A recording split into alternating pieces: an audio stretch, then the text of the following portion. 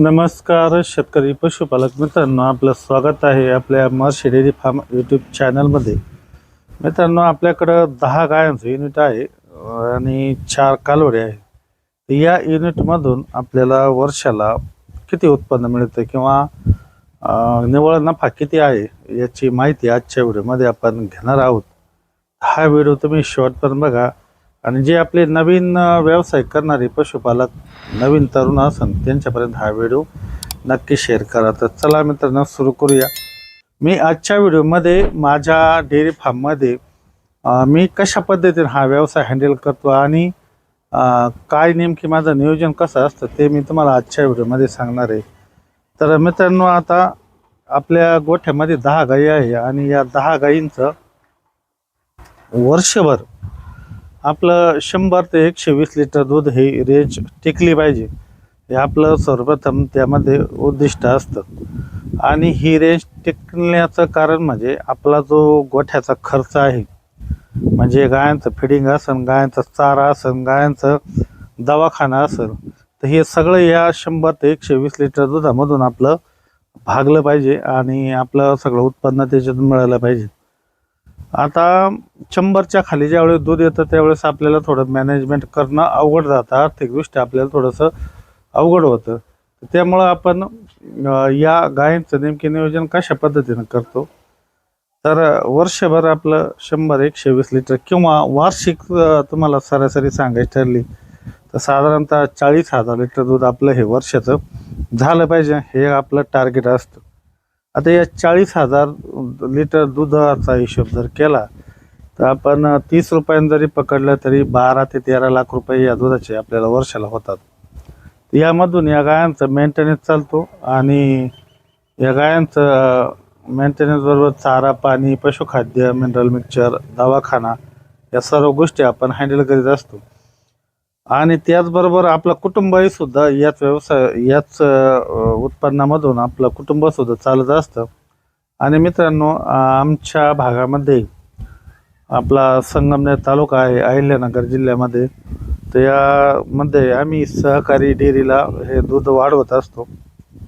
तर त्या सहकारी डेअरीच्या माध्यमातून आपल्या साधारणतः 1 लिटरसाठी वर्षाला साधारणतः 3 ते 3.5 रुपये हे रिबीट अनामत मिळत असतं आणि त्यामध्ये 2 रुपये लिटर प्रमाणे आपल्या दुधाची कपात होत असते. तर टोटल आपल्याला वर्षाला साधारणतः 1 लिटर मागं 5 ते 5.5 रुपये, याच्यात थोडंसं 50 पैसे अलीकडे पलीकडे होऊ शकतं, पण 5 ते 5.5 रुपये आपल्याला याच्यामध्ये रिबीट अनामत भेटत असतं. आपलं जर 40,000 लिटर दूध जर झालं तर 2 लाखाच्या पुढं आपल्याला रिबीट अनामत ही होत असते. त्यामुळं ते 2 लाख रुपये आपलं म्हणजे निव्वळ प्रॉफिटच. आपले 2 रुपये आणि प्लस 3 ते 3.5 रुपये हे दूध संस्थेचे आणि दूध संघाचे, तर ते मिळून आपले 2 लाखाच्या पुढे हे रिबीट होत असतं. आणि त्याचबरोबर आपलं वर्षभराचं जे 10 ते 12 ट्रॉल्या शेणखत हे निघत असतं. 3,000 रुपये ट्रॉली, आमच्या भागात 3,000 रुपये ट्रॉली चालू आहे. तर 3,000 रुपये ट्रॉलीना 40 ते 50,000 रुपये या शेणखताचे सुद्धा होत असतात. आणि त्याचबरोबर मित्रांनो, आणखी एक उत्पन्नाचा सोर्स याच्यामधून महत्त्वाचं म्हणजे आपण दरवर्षी एक 2-3 गायी ह्या विक्री करीत असतो. मग त्यामध्ये काही आपल्या चांगल्या गायी असतात आणि ते आपण विक्री करतो, त्याच्यातून आपल्याला साधारणतः 1.5 ते 2 लाख रुपये हे वर्षाला उत्पन्न मिळत असतं. असं 2 लाख रुपये त्या गायीच्या विक्रीतून आणि 2 लाख रुपये प्लस आपल्याला हे रिबीट अनामतमधून हे पैसे मिळत असतात. असं 4-4.5 लाख रुपये वर्षाला आपल्याला निव्वळ प्रॉफिट असतो. याच्यामध्ये या पैशामध्ये आपण कुठलाही रेग्युलर जे आपलं दूध जातं आहे त्याचा इन्कम धरला नाही.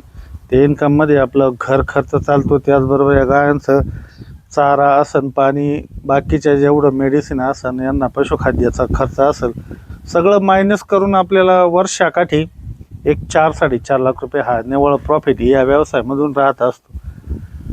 आता यामध्ये काही वर्षी आपल्याला नफा कमी मिळतो, काही वेळेस गाय विक्रीला कमी असतात आणि काही वेळेस आपल्याला कालवडी जशा आपल्या दुधात येतील तशा आपण आपल्या गोठ्यातल्या चांगल्या गाईच विक्री करीत असतो आणि आपला गोठा ब्रीडिंग फार्म असल्यामुळं आपल्या गोठ्यावर हे दूध वाढतच असतं.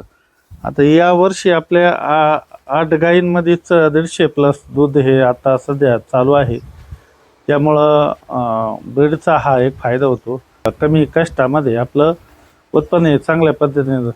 तेच मित्रांनो, ज्यावेळेस पूर्वी आपल्याकडे HF क्रॉसच्या गायी होत्या, तर पहिल्या वेताला आपण गाई जर तयार केली कालवड, तर त्या कालवडीचं आपल्याला जास्तीत जास्त 12 लिटरच्या पुढं काय तिचं दूध आपल्याला मिळत नव्हतं. आणि आता हा ब्रीडिंगवरती काम केल्यामुळं आपल्याला त्याच ब्रीडच्या गायींचं पहिल्या वेताला 20-22 लिटर दूध आपल्याला आता मिळायला लागलेलं. आणि त्याच गाई आता सेकंड लॅक्टेशनमध्ये 25 लिटर, 26 लिटर, काही 27 लिटरवर आपल्या चांगल्या मॅनेजमेंटवरती ते आता दूध देतात. तर असं आपलं आता दूध वाढल्यामुळं आपलं दूधसुद्धा डेअरीला जे टोटल दूध जातं आहे आपलं, ते सुद्धा वाढलं आहे आणि त्यामुळं सुद्धा आपल्या उत्पन्नात भर पडली आहे. आता यामध्ये मित्रांनो आणखी आपल्या आता काही सेकंड जनरेशनच्या कालवडी झालेल्या आहेत. त्यांनी तर पहिल्याच वेताला आपल्याला 25+ दूध दिले. म्हणजे हळूहळू आपल्या गोठ्याची ही प्रगती होती, त्यातून आपल्याला उत्पन्न वाढत चाललेले. मी तुम्हाला हा जो हिशोब सांगितला ना, हा गाईच्या विक्रीतून हे 1.5 ते 2 लाख रुपये आणि 2 लाख+ रेबीट अनामतमधून हे निव्वळ उत्पन्न आहे. पण याच्यामध्ये कष्टसुद्धा तेवढेच भरपूर आहे. कुठं या म्हणण्याची आपल्याला आवश्यकता नाही का हा पैसा लय पैसा आहे असं नाही मित्रांनो. यामध्ये जे काहींचं म्हणण्याचं तात्पर्य राहतं का 50% आम्हाला चारा घरचा आहे, नाही.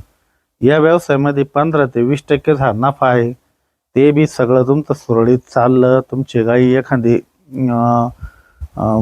एक्सपायर नाही झाली पाहिजे त्या पिरियडमध्ये, किंवा अनेक असे अनपेक्षित तोटे आहे ते पण नाही आले पाहिजे.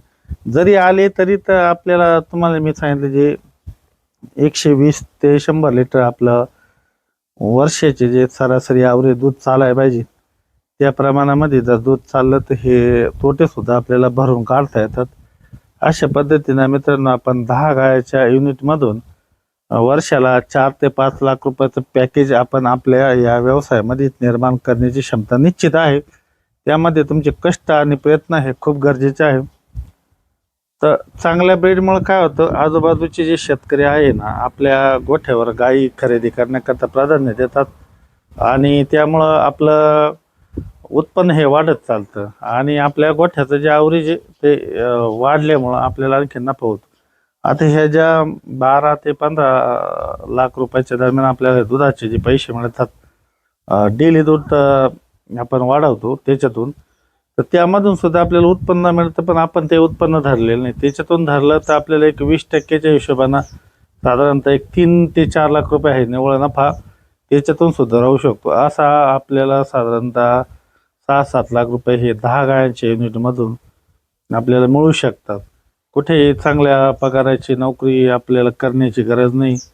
आज आपण पुणे मुंबईसारख्या ठिकाणी बघतोय 15 ते 20 हजारामध्ये मुलं कामं करतात आणि 3-3.5 लाख रुपये पॅकेज असतं मुलांना. त्या पॅकेजमध्ये काम करतात, त्याचे रूम रेंट सगळ्या गोष्टी. आपण आपल्या गावावरच आपल्या घरची शेती जर असेल तर अधिक याच्यात अजून 5-10% अजून नफा वाढू शकतो. अशा पद्धतीनं आपण जर व्यवसाय केला तर मित्रांनो निश्चित या व्यवसायामध्ये फायदा आहे. या फायद्याबरोबरच या व्यवसायात तोटेसुद्धा तेवढेच आहे.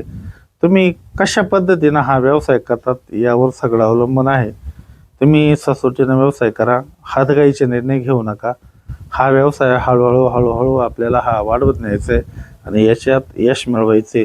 आपल्याला आपल्या आजूबाजूचे जे शेतकरी बोलतात ना, या व्यवसायात काही दम नाही राहिलेला, या व्यवसायात फक्त शेणच शिल्लक राहतं, तर नाही, त्यांना आपल्याला आपल्या या कृतीतून आपण दाखवून द्यायचं आहे की आपण या व्यवसायातून सुद्धा उत्पन्न घेऊ शकतो.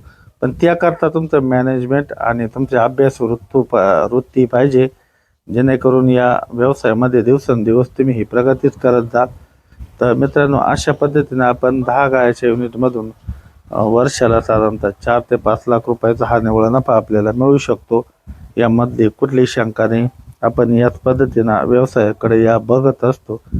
गाई विक्रीसुद्धा गरजेची आणि तुमचं रेग्युलर दुधाची क्वांटिटीसुद्धा चालणे गरजेची.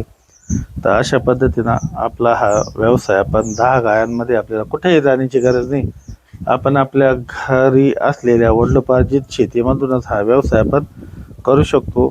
हीच माहिती आजच्या व्हिडिओमध्ये मित्रांनो तुम्हाला द्यायची होती. हा व्हिडिओ कसा वाटला नक्की कॉमेंटमध्ये सांगा आणि तुमच्या काही शंका असेल त्यासुद्धा कॉमेंट करा.